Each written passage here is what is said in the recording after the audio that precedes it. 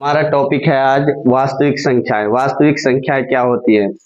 अब वास्तविक संख्याओं में बहुत सी संख्याएं होती हैं जिन्हें जानना हमारे लिए बहुत ही आवश्यक है, और यह हमारी पहली प्रश्नावली में तो है ही, और बाद में भी काम आती रहेंगी, दूसरी, तीसरी, चौथी जैसे प्रश्नावली आगे बढ़ते रहेंगे। ठीक है, तो धैर्य से देखते रहें। तो इसमें आती है, पहली है पूर्ण संख्या, पूर्ण, फिर है प्राकृत संख्या, फिर है प्राकृत, फिर है पूर्णांक। पूर्णांक के बाद रहता है अभाज्य संख्या, अभाज्य, और अभाज्य के बाद सम के बाद विषम। हर चीज इंपॉर्टेंट है भाई, देखते रहे। ठीक है, तो विषम के बाद है अपरिमेय संख्या, अपरिमेय के बाद है परिमेय, और यहाँ थोड़ा सा परिमेय के बाद है अपरिमेय और हो गया तो भाज्य। तो इन्हीं में से ही सवाल बनते हैं। तो कोई कैसे घूमता है सवाल, कोई कैसे घूमता है, आता इन्हीं में से। तो देखते रहे पूर्ण संख्या क्या होती है। अब इन संख्याओं के बारे में हमें नॉलेज होनी जरूरी है, ये नहीं आएंगी तो हमारे एक भी सवाल नहीं बनेगा एग्जाम में। तो पूर्ण संख्या वह होती हैं जो जीरो से, मतलब पूर्ण में पूरी तरह पूर्ण होना, तो जीरो से सभी संख्याएं पूर्ण होती हैं। तो इसमें लिखते हैं 0, 1, 2, 3, 4 अनंत तक, मतलब 1000, 2000, काउंटिंग खत्म नहीं होती, नील, पदम, शंख, बहुत आगे तक। प्राकृत संख्या वो होती हैं जो 1 से स्टार्ट होती हैं, 1, 2, 3, 4, 5 डॉट डॉट डॉट। याद रखना, प्राकृत संख्या 1 से और पूर्ण संख्या 0 से। अब है पूर्णांक। पूर्णांक क्या होते हैं? पूर्णांक वो होते हैं जिनमें माइनस इन्फिनिटी, माइनस में जो भी संख्या है, ठीक है, बड़ी बड़ी, इन्फिनिटी से लेके -10, -9, -8, -7 आते आते 0 से होते हुए प्लस का 1, 2, 3, 4 यहां तक जाएंगे। ठीक है, और इन्फिनिटी तक। इसके बाद है अभाज्य संख्या। अभाज्य का मतलब होता है जिसका टुकड़ा ना किया जा सके। तो अभाज्य मतलब जिसे भाग नहीं दिया जा सके। जैसे 2 है, 2 को किसी से भाग नहीं दे सकते। 3 है, 3 को नहीं दे सकते। 5 है, 5 को नहीं। 7 है, 7 को नहीं। 11 है, 11 को नहीं। 9 नहीं लिखा क्योंकि 9 किससे भाग हो जाएगा? 3 से। तो 11 के बाद 13 है, 13 के बाद 17, तो ऐसे चलता रहेगा। अब है सम संख्या। सम संख्या क्या होती है? सम संख्या वो होती है जो जैसे 2, 4, 6, 8, तो ये तो सीखनी पड़ेगी। ठीक है। विषम के बाद विषम क्या होती है? 1, 3, 5, 7, 9, 11, 13, 15, सभी ये विषम है। इसके बाद है अपरिमेय। अपरिमेय का मतलब होता है जिसका परिमाप निश्चित नहीं हो। जैसे अपरिमेय, जैसे पाई। अब पाई का मान कोई भी अभी तक डिफाइन नहीं कर पाया है। और जैसे 5/0, यदि 5 को 0 में बांटा जाए तो क्या आएगा? अभी तक डिफाइन नहीं हुआ है। जैसे है अनंत, अनंत का मान भी अभी निश्चित नहीं है। ये सभी क्या हैं? ये सभी अपरिमेय संख्याएं के सिंबल हैं। ठीक है, उदाहरण है। ठीक है, अब अपरिमेय। और अपरिमेय क्या होते हैं जिन्हें स्पष्ट रूप से नहीं लिखा जा सकता। जैसे √8, √8 को जैसे ही हम बाहर निकालेंगे तो ये क्या आएगा? 8, 2 से करेंगे तो 4, 2, 2, 2 और 1। ठीक है, अभाज्य गुणनखंड करना सिखाऊंगा, बाद में सिखाऊंगा। ये बहुत बड़ा टॉपिक है जिसे कहते हैं भाजकता का नियम। भाजकता का नियम शायद आपको किसी ने नहीं सिखाए होंगे, पहली बार यहां देखना। ठीक है, थोड़ा लंबा रहेगा लेकिन इंपॉर्टेंट होगा। ठीक है, अब अंडर रूट का मतलब है इसमें से जोड़ा निकालना बाहर। जैसे 2 बाहर निकल गया, अंदर क्या रह गया? 2√2। 2 तो एक निश्चित संख्या है, लेकिन √2 जिसका मान फिक्स नहीं है, तो यह क्या है? एक अपरिमेय संख्या है। तो परिमेय संख्या जब भी अपरिमेय संख्या से गुना होगी तो वो सारी की सारी अपरिमेय संख्या बन जाएगी। ठीक, इसके बाद अपरिमेय के उदाहरण और देख लो। जैसे √5, ये क्या है, √5 भी बाहर नहीं आएगा, ठीक है। अब देखो परिमेय, परिमेय जिसका परिमाप निश्चित होता है। परिमेय संख्या वो होती है जिसका परिमाप निश्चित होता है। जैसे मैंने लिख दिया 4, 4 एक बिल्कुल क्लियर नंबर है एक, तो ये क्या है, एक परिमेय। अब सारे के सारे पूर्णांक क्या होते हैं, परिमेय संख्या होती हैं, अभाज्य सब कुछ सभी ये परिमेय रहते हैं, ठीक है। अब P/Q, परिमेय संख्याओं को क्या लिखते हैं, P/Q, और Q का मान यहाँ पर 0 नहीं होना चाहिए। Q का मान यदि 0 आएगा तो अपरिमेय बन जाएगी, जैसे 5/0। यहाँ P तो 5 है लेकिन Q का मान 0 है। और परिमेय संख्या की परिभाषा क्या है, परिमेय संख्या का मतलब होता है जिसका HCF 1 हो। अब मैंने लिख दिया 5/10, है तो ये P/Q के रूप में, लेकिन इसका HCF मीन्स बोले तो वह बड़ा सा बड़ा अंक जो इन दोनों को काट दे। इन दोनों को काटने वाला है 5, तो इसका HCF 5 है, ना कि 1। HCF 1 होना चाहिए तभी यह परिमेय है, तो ये क्या है, अब अपरिमेय। इसके बाद ये टॉपिक कंप्लीट हो गया है एक। अब इसके बाद हम समझेंगे अभाज्य गुणनखंड का। निम्नलिखित संख्याओं को उनके अभाज्य गुणनखंडों के गुणनफल के रूप में लिखिए, जैसे कि सवाल दिख रहा होगा, ठीक है। तो 140 के क्या करना है, अभाज्य गुणनखंड। और अभाज्य गुणनखंड करने के लिए अभाज्य संख्या आनी ज्ञात होनी बहुत जरूरी है। और अभाज्य संख्या मैंने पीछे बता चुका हूं कि अभाज्य संख्या क्या होती है, और अभाज्य संख्याओं से ही क्या बनता है, अभाज्य गुणनखंड। और अभाज्य गुणनखंड बहुत ही इंपॉर्टेंट है, ठीक है। अभाज्य गुणनखंड के बिना आप अप्रोक्स बहुत कम ही क्वेश्चन सॉल्व कर पाएंगे, ठीक है। तो ये अभाज्य गुणनखंड इंपॉर्टेंट है। अब अभाज्य संख्या क्या होती है, 2, 3, 5 जिनका टुकड़ा ना किया जा सके, पीछे भी बताया, 7, 11, 13, 17, 19, इन्हें किसी से भी काटो ये कटते नहीं है, ठीक है। अब इसमें धरेंगे, जैसे ये अभाज्य गुणनखंड, अभाज्य मतलब यह संख्या, गुणनखंड मतलब टुकड़ा और गुणा की फॉर्म में, तो उसे ही अभाज्य गुणनखंड कहते हैं, ज्यादा कुछ नहीं है, ठीक है। तो 2 से काटेंगे, 2 का नियम कहता है पीछे सम होना चाहिए। क्या होना चाहिए, सम। तो इसमें सम है तो 2 लग जाएगा, 2 से 2 7 14 0, पीछे सम है 2 से कट जाएगा, 2 2 3 6, 1 बचा, 2 5 10। अब 2 के बाद 2 का नियम सम है, नहीं है इसमें, तो 2 नहीं लगेगा। इसके बाद देखेंगे 3 का नियम कहता है अंकों को जोड़ो और काटो। 3 है 5 8, 8 3 से नहीं कटेगा, तो 3 से भी नहीं कटा। इसके बाद स्किप करके अगली अभाज्य संख्या 5 का नियम कहता है पीछे 5 का होना अनिवार्य है, तो इसमें 5 है तो 5 से काट दो, 5 7 35, 7 7 एकम 7, तो ये यहाँ हो गया। तो हम इसे क्या लिख सकते हैं, 2 गुणा 2 गुणा 5 गुणा में 7, क्या बन गया है, 140।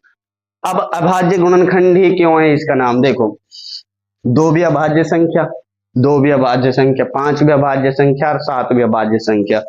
और यह अभाज्य संख्याएं किसके रूप में है, गुणा के रूप में। और खंड, खंड मतलब टुकड़ा, जिन संख्याओं के गुणा के रूप में टुकड़ा होते हैं उन्हें गुणनखंड कहते हैं, ठीक है।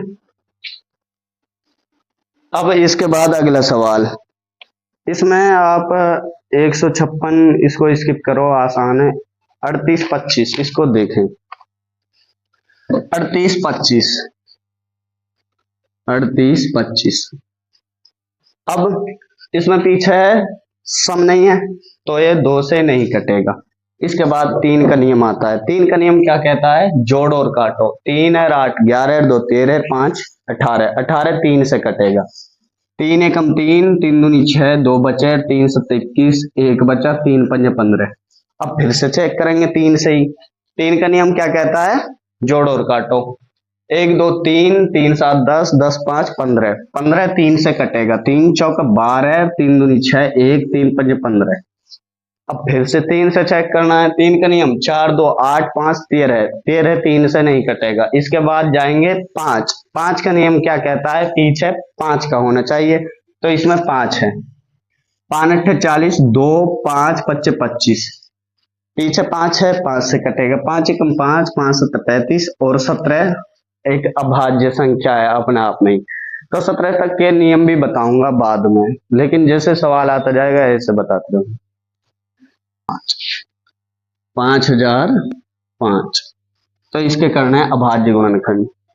अब अभाज्य गुणनखंड करेंगे इसके, तो वही नियम अभाज्य संख्याओं को ऊपर आएंगे। इसीलिए कहता हूं कि अभाज्य संख्या याद होनी बहुत जरूरी है, क्योंकि हर बार हम अभाज्य गुणनखंड करते हैं तो अभाज्य संख्या अंत ही आते हैं।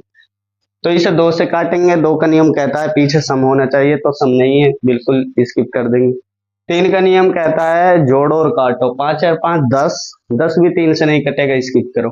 5 का नियम क्या कहता है, पीछे 5 का होना चाहिए लास्ट डिजिट 5, तो 5 है, 5 से कटेगा, 5 एकम 5 0 0, 5 एकम 5। अब 5 से भी नहीं कटेगा क्योंकि इसमें लास्ट डिजिट 1 है। फिर आता है 7 का नियम। 7 का नियम पहला सवाल है जिसमें 7 का नियम लगाना बताऊंगा, ठीक है।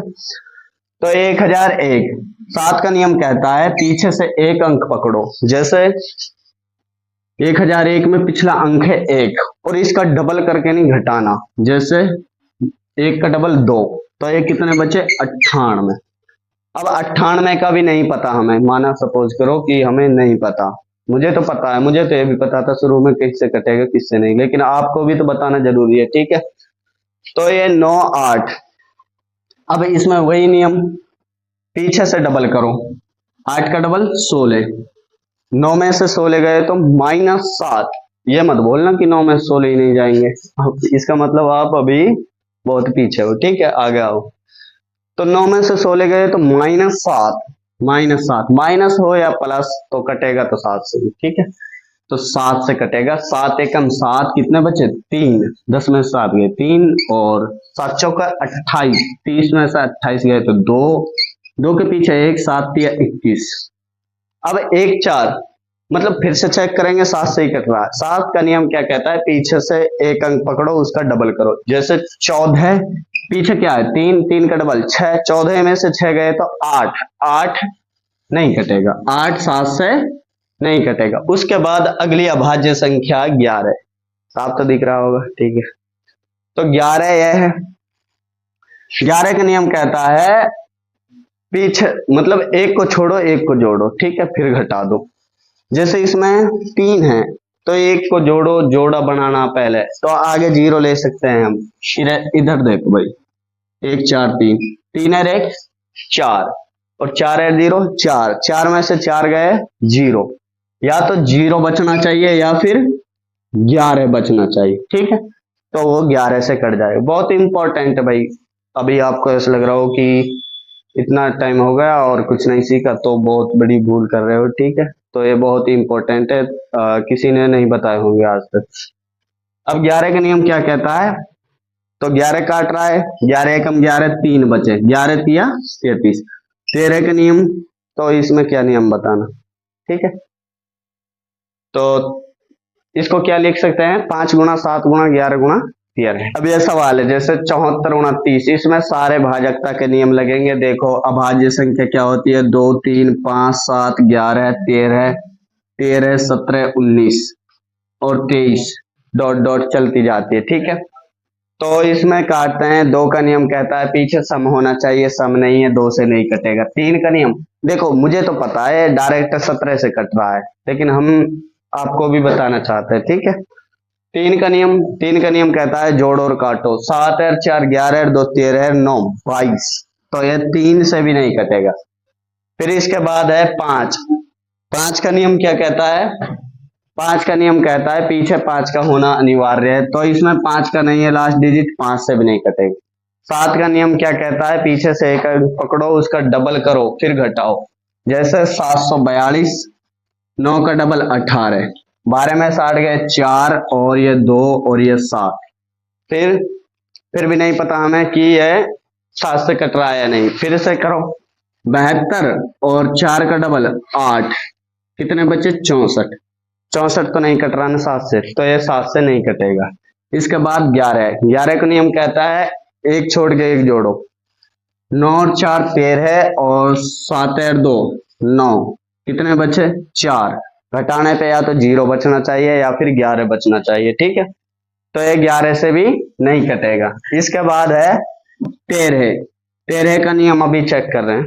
13 का नियम क्या है, पीछे से 4 गुना करो फिर उसमें ही ऐड करो। जैसे 74 29, इसमें से 9 हटाओ 742 और 9 का 4 गुना 9 चौक 36 ऐड करो 8 और 7 और 7। फिर पीछे से अब भी नहीं पता, 8 का 4 गुना 77, 8 का 4 गुना 8 चौक 32, कितना बचा 9 और 109, अब भी नहीं पता। फिर से पीछे से इसका 4 गुना 10 और 9 चौक 36, 36 और 10 46, 46 नहीं कटेगा 13 से, ठीक है। तो इसके बाद ये 13 से भी नहीं कट रहा। अब आ गए हम 17। 17 का नियम कहता है कि पीछे से एक अंक का 5 गुना करके नहीं घटाना। जैसे 74 29, इसमें से 9 हटाएंगे, 9 का 5 गुना 9 पंजे 45, 697। फिर इसका क्या गुना 5 गुना, तो 5 गुना 9 पंजे 7 पंजे 35, घटाएंगे 4 बचे और 34। तो अब तो पता चल गया ना कि 17 दूनी 34। अब तो कट रहा है 17, तो ये 17 से कटेगा। देख लो सवाल, 17 चौक 68, 6 बचे 2 62, 17 51, कितना बचा 11, 11 के पीछे 9 119, 17 7 119। अब फिर से चेक करना है 17 से ही कट रहा है कि नहीं, ठीक है।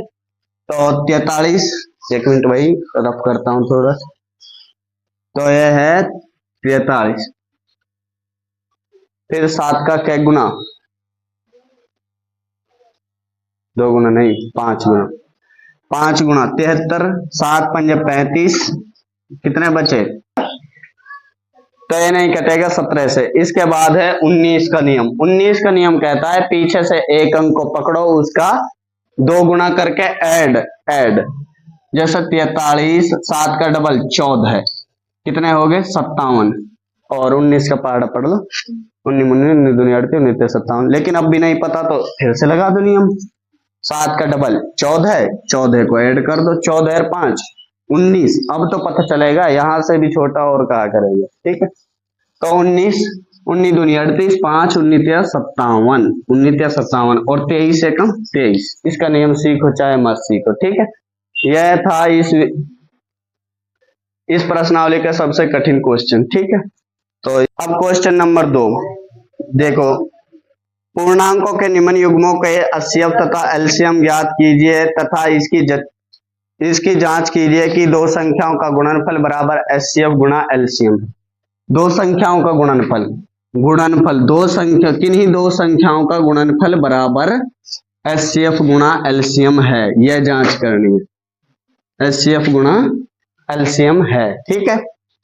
तो पहला सवाल है 91 और 26, 91 और 26। तो इनका अभाज्य गुणनखंड करेंगे पहले, ठीक है। 91, अब मैंने तुम्हें नियम सभी बता रखे हैं अभाज्य गुणनखंडों के। 2 से नहीं कटेगा, बिल्कुल नहीं कटेगा, सम नहीं है। 3 का नियम जोड़ और काटो, 9 और 1 10, 10 3 से नहीं कटेगा। इसके बाद 5 का नियम भी नहीं कटेगा, ठीक है। तो 7 का नियम क्या कहता है, पीछे से 2 गुना, 1 का डबल 2, 9 में से 2 गए तो 7, तो 7 एकम 7, 2 बचे 7 या 21, तो 13 एकम 13।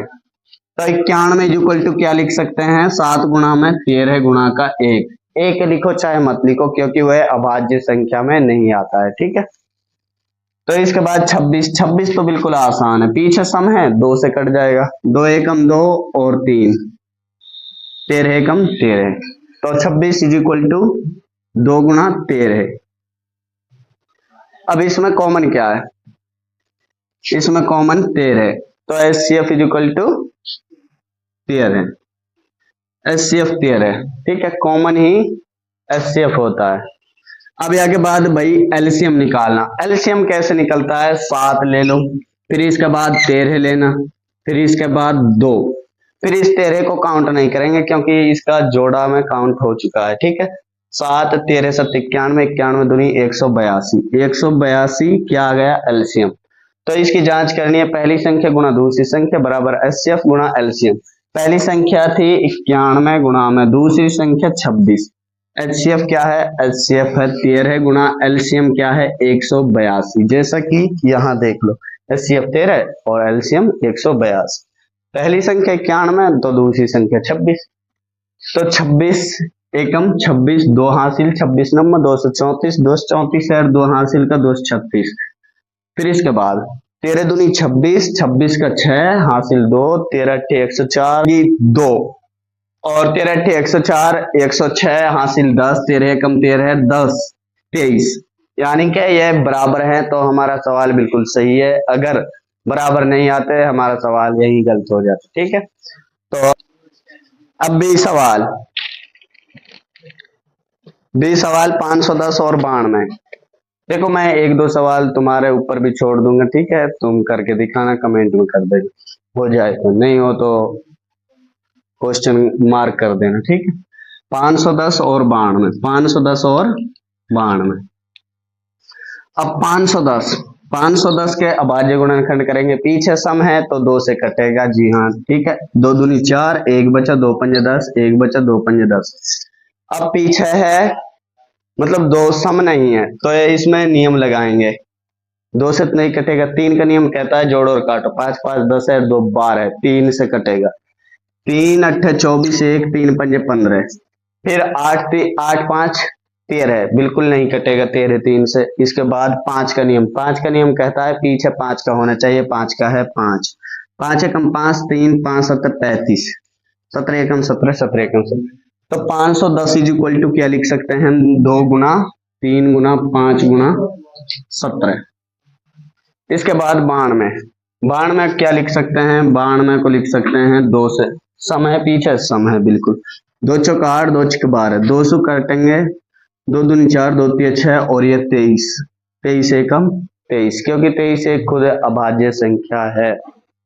कुल मिलाकर 100 से नीचे की अभाज्य संख्याओं का पता लगाने के लिए सिर्फ 3 का नियम और 7 का नियम आना जरूरी है। तो आप खुद चेक कर लेंगे कि कौन सी अभाज्य है और कौन सी भाज्य है, यहाँ बिल्कुल रटने वाली बात नहीं है, ठीक है। तो अपने ये नियम, भाजकता के नियम सीखने बहुत जरूरी हैं और इससे आपको बहुत ही मदद मिलेगी, तो आप गणित के एकदम माहिर स्टूडेंट बन जाओगे, ठीक है, आगे कोई दिक्कत नहीं होगी, आगे तक काम आएगा, ठीक है। इसके बाद है 92, 2 गुणा 2 गुणा 23 लिख सकते हैं या नहीं लिख सकते हैं, ठीक है। इसमें कॉमन क्या है, इसमें कॉमन है 2, और कोई जोड़ा मिल रहा है नहीं मिल रहा, तो यही एचसीएफ कितना आ गया 2। देखो समझने वाला हो तो बिल्कुल ही समझ जाएगा, इसमें कोई हार्ड वार्ड नहीं है, ठीक है। अब एलसीएम कैसा आएगा, 2 लिखो 3 लिखो, इसके बाद 5 लिखो 17 लिखो, इसके बाद क्या, ये नहीं लिखना क्योंकि जोड़ा में काउंट है, 2 लिखना है 23 लिखना है, 2 तिया 6 6 पंजे 30 30 17 30 17 510, 510 दूनी 1020, 1020 दूनी मतलब 23, 23 दूनी 46, 46 का 6 4 और 23 से कम 23, 23,460। इसके बाद हम जांच भी करेंगे, पहली संख्या किन्हीं 2 संख्याओं का गुणनफल बराबर है एचसीएफ गुणा एलसीएम। किन्हीं 2 संख्या कौन सी है, 510 और 92, इनका गुणनफल बराबर एचसीएफ गुणा एलसीएम, एचसीएफ है 2, एलसीएम है 23,460। अब इसमें 51 दूनी 102 हासिल लगी 10, 51 नम्मा 9 पंजे 45, 459 459 10, 459 10 469। अब इनको गुणा करो, 2 छक 12 हासिल लगी 1, 2 छक 8 1 9, 2 तिया 6 2 दूनी 4, सेम है बिल्कुल सेम है, तो हमारा सवाल बिल्कुल सही है। तो अब अभाज्य संख्या, अभाज्य गुणनखंड विधि के द्वारा निम्नलिखित पूर्णांकों का एचसीएफ और एलसीएम ज्ञात कीजिए। 12, 15 और 21, ठीक है, गुणनखंड विधि द्वारा। तो 12 को क्या लिख सकता हूँ, डायरेक्ट लिखेंगे 2 गुणा 2 गुणा 3, अब टाइम नहीं है इतना, टाइम नहीं लेंगे इतना, ठीक है। 3, 15 क्या लिखेंगे 3 गुणा 5 करके देख लेना, 21 क्या लिखेंगे 3 गुणा 7। अब एक जैसा क्या है 3 है, तो तीनों में आना चाहिए, तो वही जो कॉमन रहता है वही क्या रहता है एचसीएफ इज इक्वल टू 3। अब बारी है एलसीएम की। एलसीएम लिखने से पहले 3 अंक वाली में यह ध्यान दिया जाता है कि ऊपर नीचे भी जोड़ा देखे जाते हैं, ठीक है। तो इसमें भी जोड़ा नहीं है, इसमें भी नहीं है, कहीं नहीं है, तो मतलब अभी इसमें कर लेंगे हम 2 गुणा 2 गुणा 3 गुणा 5 गुणा 7, 2 दूनी 4, 4 तिया 12, 12 5 60, 60 70 420। तो हमारा आंसर यही है, इसमें जांच नहीं करनी क्योंकि 3 अंकों वाली में जांच नहीं होती है, 2 अंकों वाली में जांच होती है, ठीक है।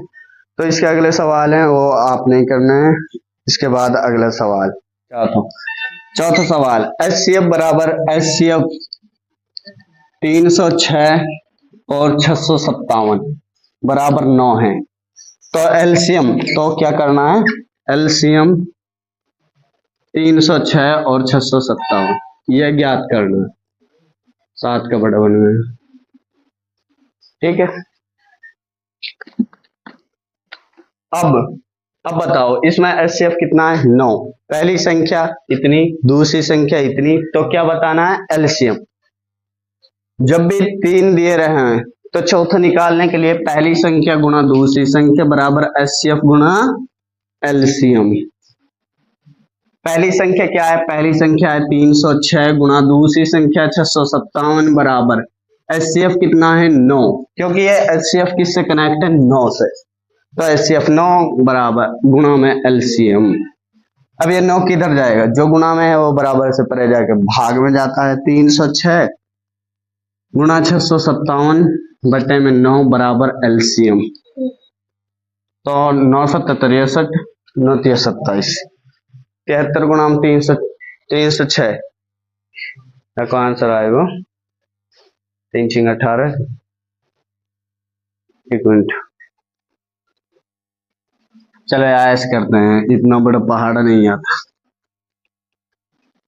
3 6 18, 3 3 9 कट, 7 6 42, 42 7 21, 8 3 3 2 2, 22,338 यही आंसर है। जांच कीजिए कि क्या किसी दी गई संख्या अन्य संख्या के लिए 6 की पावर n अंक 0 पर समाप्त होगी, ठीक है, यह जांच करनी। तो 6 की पावर n क्या 0 पर समाप्त होगी, तो इसमें क्या करेंगे अभाज्य गुणनखंड पीछे नहीं छोड़ेंगे, ठीक है, 2 3 6 3। अब यदि भी कोई भी संख्या हो जिसके अंत में 0 होता है, उसके गुणनखंड करने पर उनके गुणनखंडों में 2 और 5 एक साथ अनिवार्य पाते हैं, मतलब जरूरी पाते हैं, ठीक है। जैसे मान लो 30 का करेंगे 2 5 3 5, ठीक है, 2 और 5 एक साथ हैं तभी इसमें 0 है, तो हम इसमें क्या लिख देंगे, यह 0 पर समाप्त नहीं होगी, यह 0 पर समाप्त नहीं होगी क्योंकि इसके गुणनखंड करने पर इसके गुणनखंडों में 2 तो है लेकिन उसके साथ 5 नहीं है, इसलिए यह 0 पर समाप्त नहीं होगी, इतना लिख देना, ठीक है। व्याख्या कीजिए कि 7 गुणा 13 11 गुणा 13 प्लस का 13 क्या यह एक भाज्य संख्या है। इसमें 2 सवाल है, एक मैं कर रहा हूं दूसरा 7 गुणा 11 गुणा 13 जमा 13 क्या यह एक भाज्य संख्या है। भाज्य संख्या वो होती है जिसके गुणनखंड करने पर सिर्फ 2 ही हो, 3 हो तो वो भाज्य संख्या रहेगी और 2 रहे तो वो अभाज्य संख्या। अब देखो इसमें कॉमन क्या है 13, कॉमन मीन्स एक जैसा।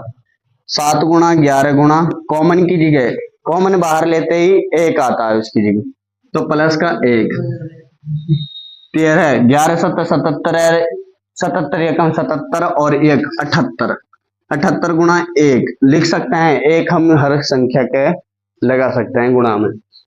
तो 1 2 3 तीन गुणनखंड हो गए, इसीलिए ये क्या है, एक भाज्य संख्या। यदि 2 रहते तो ये अभाज्य संख्या। ठीक है, तो इसमें बहुत ही आसान है, डेफिनेशन है, 3 से ज्यादा गुणनखंड रहेंगे या 2 से ज्यादा गुणनखंड रहेंगे तो भाज्य, अगर 2 ही गुणनखंड रहेंगे तो एक अभाज्य संख्या होगी। फिर इसके बाद किसी खेल के मैदान के चारों ओर पथ पर एक वृत्ताकार पथ पर चक्कर लगाते हुए रवि और सोनिया, ठीक है, रवि उसे 12 मिनट में पूरा कर लेता है और सोनिया उसे 18 मिनट में। तो बताओ कितने कितने टाइम बाद वो एक दूसरे के साथ मिल जाएंगे। ठीक है, अब इसमें बहुत ही इंपॉर्टेंट है और ये हर बार आता है, मतलब इतना इंपॉर्टेंट है कि आगे तक भी आपके काम आएगा। ठीक है, न्यूनतम, न्यूनतम मीन्स होता है कम, और न्यूनतम एलसीएम, न्यूनतम मीन्स एलसीएम, कहीं भी न्यूनतम पूछा जाए या कम से कम पूछा जाए, क्योंकि एलसीएम की फुल फॉर्म होती है लोएस्ट कॉमन मल्टीपल। ठीक है, अब न्यूनतम, जहां भी न्यूनतम आ जाए या फिर आपको ऐसा लगे कि इसमें न्यूनतम लग रहा है तो वहां एलसीएम लगाना। ठीक है, और अधिकतम मीन्स एचसीएफ, अधिकतम मीन्स एचसीएफ। अब सुनो, इधर रवि है और इधर सोनिया है, तो एक साथ चले। फर्क कितना है, सोनिया थोड़ा कम स्पीड में है तो वो पीछे रह जाएगी, पीछे रह जाएगी, तो रवि उसके पीछे पीछे पीछे, मतलब एक टाइम ऐसा आएगा कि रवि उसे दोबारा पकड़ लेगा या फिर उससे आगे निकलने की कोशिश करेगा, बराबर में आ जाएंगे दोबारा एक टाइम बाद। ठीक है, तो कम से कम टाइम ही तो लगा कि दोबारा कब मिले, कम से कम टाइम। ठीक है, मिलेंगे तो ऐसे तो भागते रहे जो कितनी बार मिलेंगे, तो कम से कम टाइम में। तो कम से कम के लिए क्या बताया, अभी बताया एलसीएम। तो एलसीएम निकालने के कई तरीके हैं। ठीक है, तो एलसीएम निकालेंगे, क्या बताया, 12 और 18 मिनट। तो एक एलसीएम निकालना ये भी है, 2 चिक 12, 2 नीम 18, 2 से काटेंगे 2 तिया 6 9, 3 से काटेंगे 3 एकम 3, 3 तिया 9, 3 एकम 3, 2 दूनी 4, 4 तिया 12, 12 तिया 36। तो 36 मिनट बाद रवि और सोनिया दोबारा मिल जाएंगे। ठीक है, तो न्यूनतम कब मिलेंगे, यही पूछा गया।